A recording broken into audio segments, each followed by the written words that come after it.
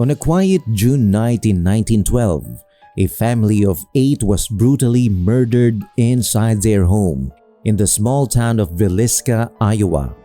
To this day, the chilling crime remains one of the most notorious unsolved mysteries in American history. The Villisca murder house stands as a haunting relic of that fateful evening, its dark secrets etched into the very walls. Visitors from around the world venture to this macabre landmark, hoping to uncover clues about the identities of the killers and to feel the eerie presence of the victims who met their violent end within these haunted halls.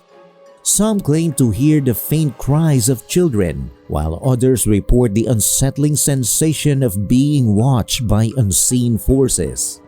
But the true darkness that shrouds the Villisca murder house lies not in the supernatural, but in the human capacity for evil.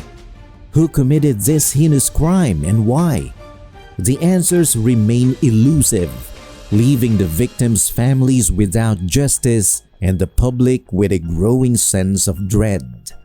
As you step inside the Villisca murder house, prepare to be consumed by its lingering sorrow and the weight of its unresolved mysteries. The old house on 2nd Street stood quietly, a relic of simpler times. Built in 1868, it had seen many families come and go, but none as beloved as the Moore family. Josiah B. Moore, a successful local businessman, had bought the house in 1903. He moved in with his wife Sarah and their 4 children, Herman, Catherine, Boyd, and Paul. They were the pictures of happiness, their laughter often heard echoing through the quaint frame home.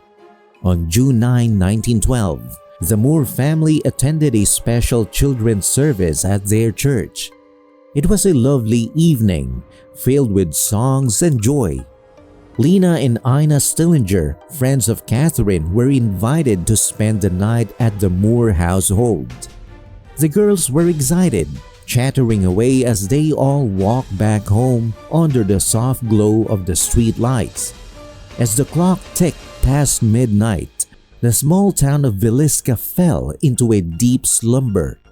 The Moore house, too, was quiet, with everyone tucked into their beds.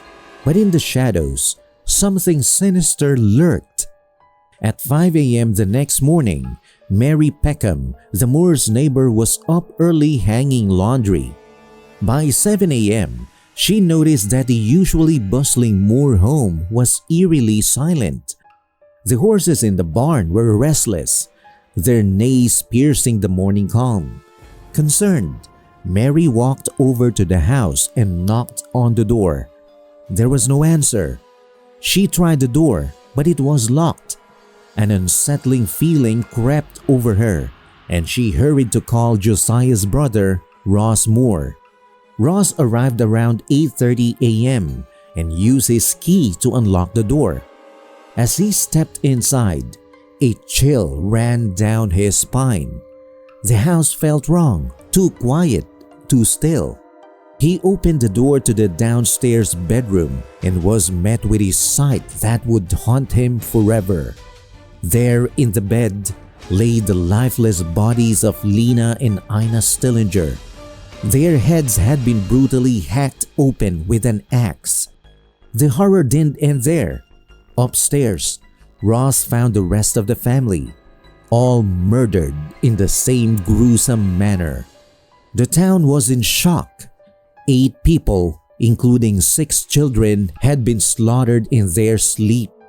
How could such a thing happen without anyone hearing a sound?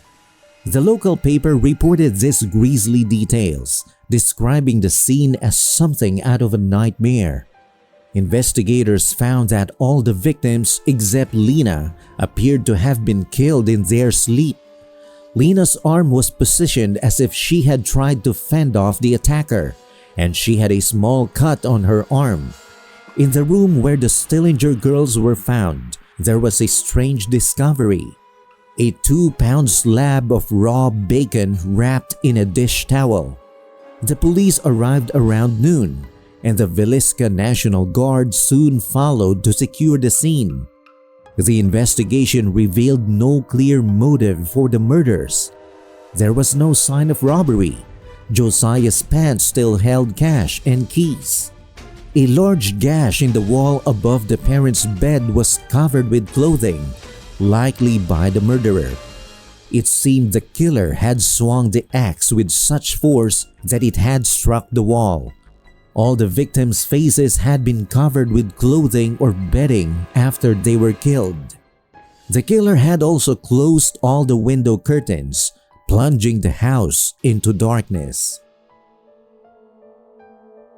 Years later, Johnny Hauser, the caretaker of the house, would experience something chilling. A skeptic by nature, Hauser was in the children's room when he heard someone enter the house. Positive it was a trespasser, he hid in the closet to scare them. But when he burst out, there was no one there. The house seemed to breathe around him, leaving him shaken and gasping for air. Many believe the house was haunted by the killer. Paranormal investigators recorded eerie voices, and a medium described the killer as being giddy about his crimes, delighting in the weakness of his victims. It was theorized that the murder had hidden in the attic, waiting for the family to fall asleep before striking. In 2014, the house's dark history seemed to come to life again. A man in the 50s who had come to stay overnight with his elderly parents was found stabbed in the downstairs bedroom. The knife wound was self-inflicted, and the man survived. He later apologized to the house, claiming he had been trying to provoke the spirits when something took over him. The investigation was one of the most extensive and expensive of its time, but no conclusive evidence or motive was ever found. Several suspects were considered, including a traveling minister named Reverend George Kelly, but he was acquitted due to lack of evidence. Other theories pointed to a family member or a local resident seeking revenge, but none were proven. The unsolved case has become a part of American folklore and has been the subject of numerous books, documentaries, and even a horror movie. The Villisca Axe Murder House where the killings took place has been preserved and is now a popular tourist attraction, with many visitors reporting paranormal experiences. Over a century later, the question lingers: what happened in the Moore family home on that dark June night in 1912? Were the spirits of the victims still trapped within its walls, or had the evil that visited them left a permanent mark on the house? The answers remain buried in the shadows, just out of reach, leaving the town of Villisca to wonder and fear.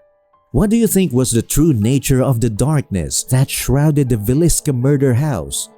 Was it supernatural in origin, or did it stem from the human capacity for unspeakable evil?